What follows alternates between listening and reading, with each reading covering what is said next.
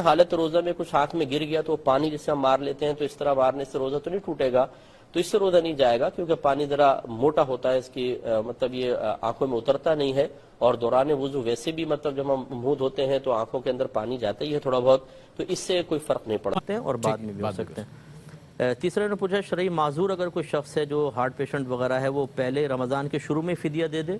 تو بالکل دے سکتے ہیں، جن کو یہ یقین ہے، ڈاکٹر نے کہہ دیا کہ نہ ابھی آپ ٹھیک ہیں روزہ رکھ سکتے ہیں اور نہ آئندہ زندگی میں امید ہے، تو ایسا شخص اپنی زندگی میں فدیہ دے سکتا ہے، اور وہ پھر پہلے روزے کو ہی پورے تمام روزوں کا دے دے تو اس میں شرعاً کوئی حرج نہیں ہے۔ اور اسی طرح کریں کہ سحری اور افطار کے اندر یہ اس طرح احتیاط کریں۔ مزید ایک ریکویسٹ ہے کہ سحری کے اندر اور افطار کے اندر بہت زیادہ کھانا یہ کوئی کمال کی بات نہیں ہے۔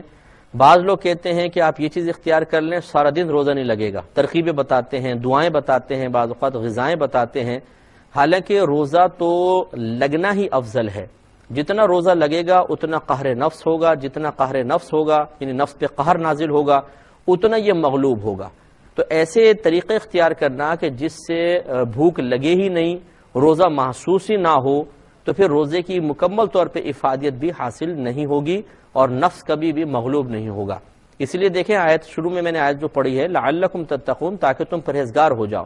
اور پرہیزگار ہونے کے لیے لازم ہے کہ انسان اپنے نفس پر غالب ہو،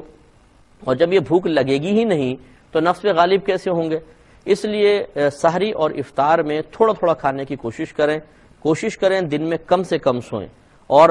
بہت زیادہ محنت کا کام بھی نہ کریں کہ بالکل حالت ہلاکت کے قریب ہو جائے، لیکن کچھ تھوڑا سا کام ایسا کریں کہ ضعف محسوس ہو۔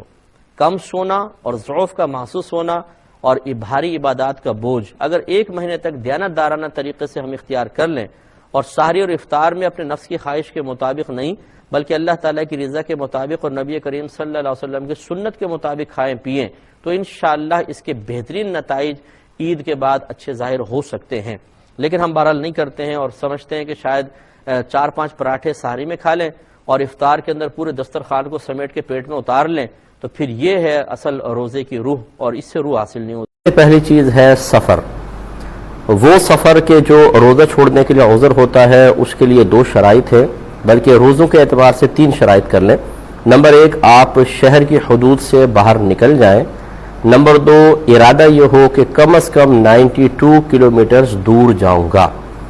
اور پھر دوران سفر ایک سحری آئے تو اگلے دن کا روزہ چھوڑنے کی ہمیں اجازت ہوگی، چاہے وہ سفر کتنا ہی آسان کیوں نہ ہو۔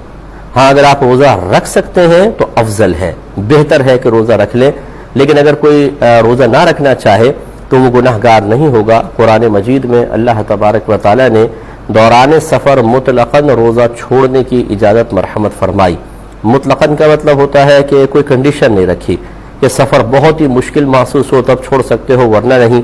بالکل کوئی کنڈیشن نہیں ہے۔ جب کنڈیشن نہیں تو اس کا مطلب ہے کہ نفس سفر ہی ایک ایسی چیز ہے کہ جو ایک روزہ چھوڑنے کے لیے عذر بن جاتی ہے۔ اب یہ الگ بات ہے کہ جو صاحب سفر ہے، مسافر ہے، اسے مشقت محسوس ہو رہی ہے یا نہیں ہو رہی۔ اور میں نے کل یہ وضاحت کر دی تھی کہ اگر آپ اپنے گھر میں ہیں، سحری آپ کو گھر پہ مل گئی ہے، اگلے دن باہر لمبے سفر پہ جانے کا ارادہ ہے تو یہ روزہ چھوڑنے کے لیے عذر نہیں ہو سکتا ہے۔ وہ سحری جو دوران سفر آپ کو ملے گی اس سے اگلے دن کا روزہ آپ بالکل چھوڑ سکتے ہیں، لیکن جیسے آپ کو بتایا کہ روزہ رکھ لینا افضل ہے، چھوڑ دینا جائز ہے۔